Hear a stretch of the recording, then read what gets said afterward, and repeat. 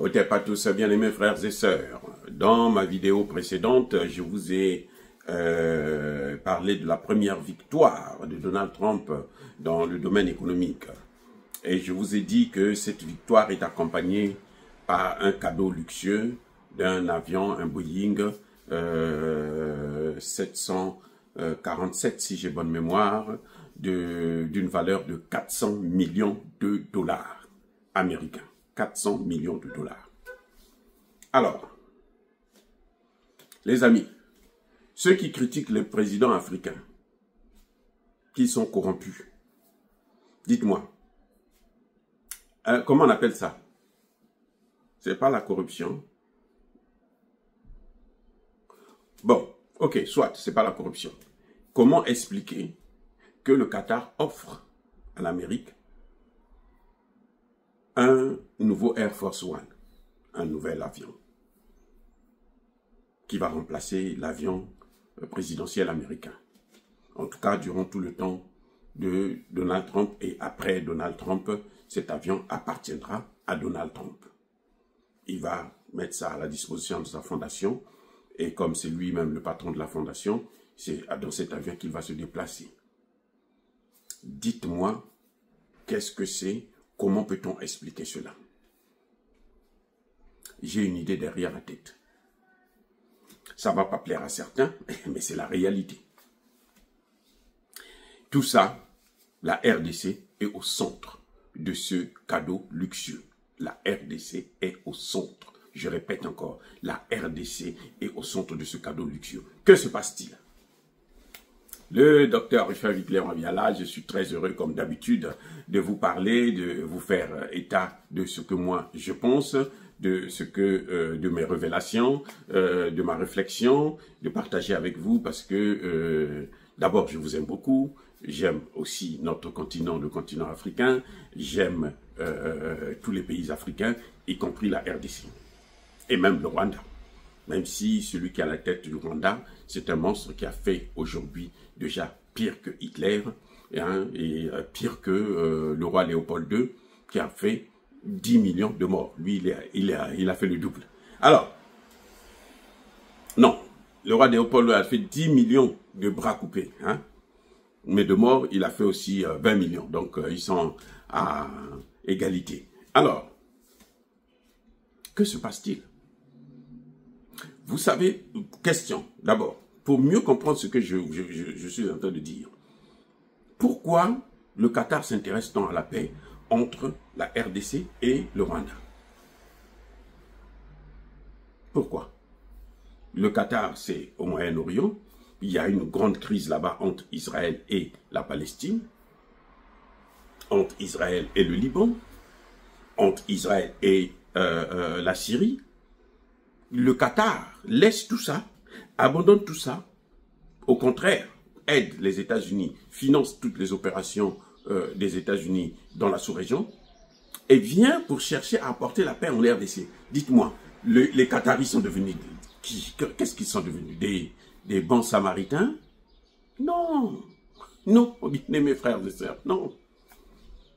Le Qatar devait s'occuper de sa région, de son Moyen-Orient qui est déchiré, complètement déchiré. L'Irak a été détruit par qui? Mais par les Occidentaux. Avec l'argent de qui? Du Qatar et de l'Arabie Saoudite. Et c'est pas moi.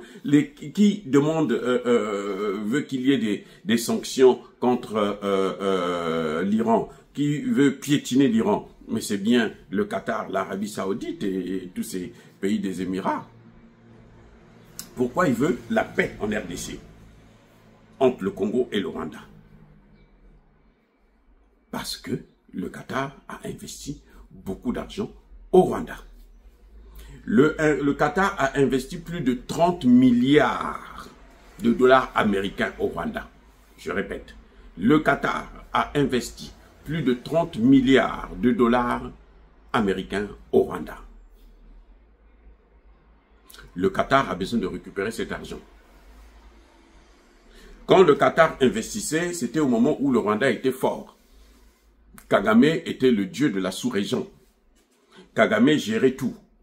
C'est-à-dire que sans Kagame, rien ne pouvait se faire.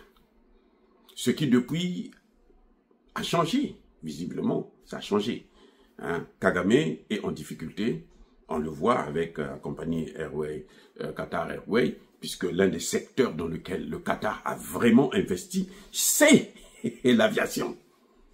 Oui, le Qatar a décidé à investir pour la rénovation de l'aéroport de Kigali. Le Qatar voulait en faire l'aéroport central du continent africain, que tout avion qui quitte l'Occident doit passer par Kigali avant d'atterrir à un autre endroit. Parce que le Qatar avait misé sur les ressources naturelles volées, les minerais du sang de la RDC. Le Qatar a investi pour le sang de la RDC. Il faut le savoir. C'est un fait.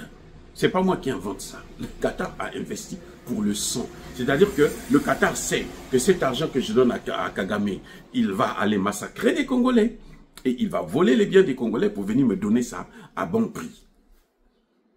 Maintenant que le Congo se réveille, les Congolais ouvrent les yeux, et c'est quelques Congolais, parce que la classe politique congolaise, elle est encore loin de la réalité. Qu'est-ce qui se passe?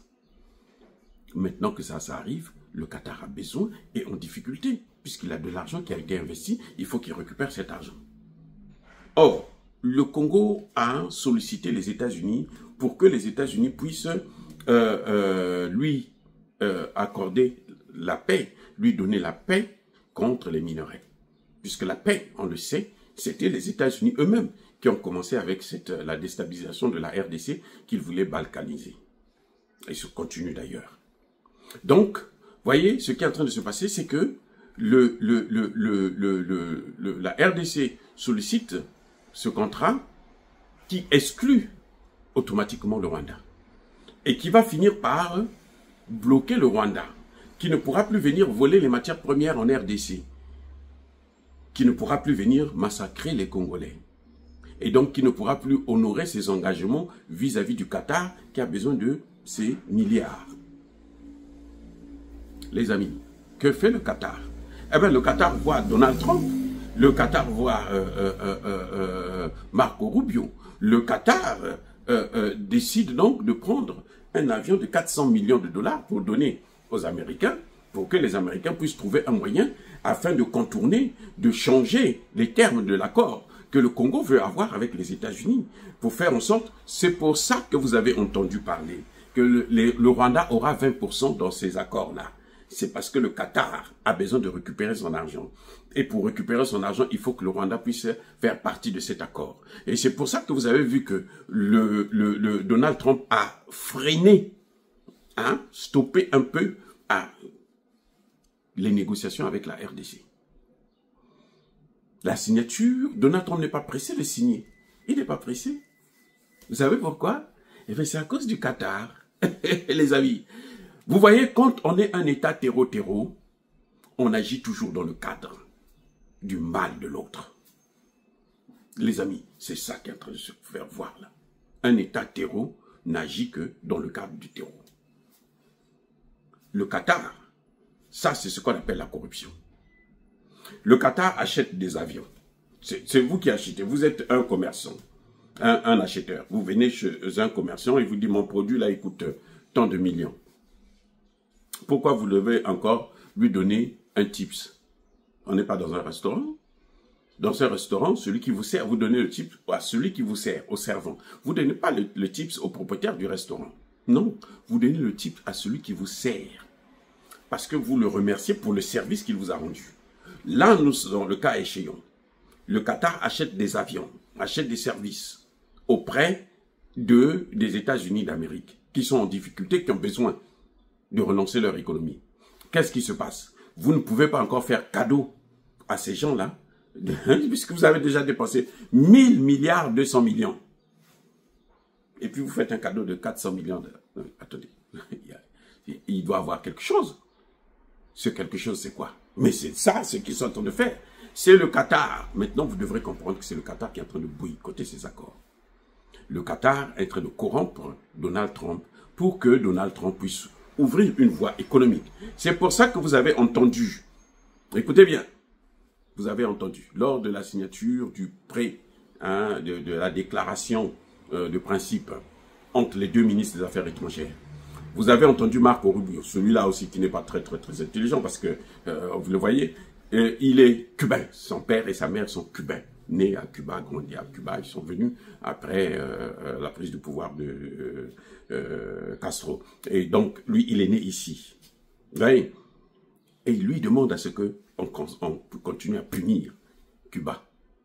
Donc, il n'est pas trop intelligent. Bon. Vous voyez, on ne va pas aller trop loin. Bref, je dis tout simplement que le Qatar n'a pas le droit de faire un tel cadeau dans les circonstances actuelles. Vous êtes en pleine négociation. Le Qatar est en train de tout faire pour que le Rwanda ait une part dans les minerais du Congo, afin que le Qatar puisse, par le Rwanda, à travers le Rwanda, récupérer son argent. Voilà, c'est ça le deal. Les amis, il n'y a pas autre chose. Il n'y a pas autre chose. Ce cadeau est déjà critiqué ici aux États-Unis. Et Trump a déjà dit qu'il va prendre ça. Les gens disent que non, ce n'est pas normal.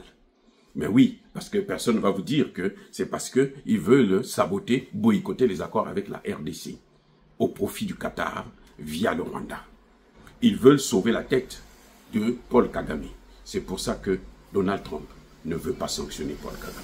Les amis, le Qatar est en train de corrompre l'Amérique afin d'avoir une partie dans le deal entre les États-Unis et la RDC. Soyons vigilants, ouvrons les yeux. Je vous ai déjà dit, je le répète encore, le président Tshisekedi doit faire attention avec cette clique. Ce sont tous des bandits. Tous. Je le dis, les faits sont là. Nous, on invente rien, les faits sont là. On analyse seulement. Hier, nous n'avions pas cette opportunité. Maintenant, nous avons cette opportunité. Je vous dis, regardez ce qui se passe. Soyez bénis.